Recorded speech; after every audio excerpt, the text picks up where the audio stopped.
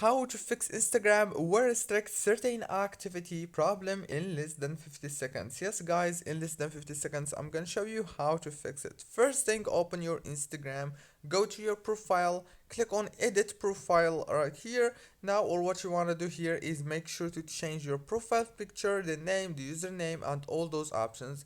And last thing you want to do is make sure to switch your account into a professional account.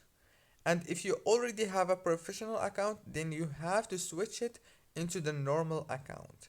Now go back to your profile, go to the top corner, click on the settings, click on help, click on report problem, click on report problem without shaking.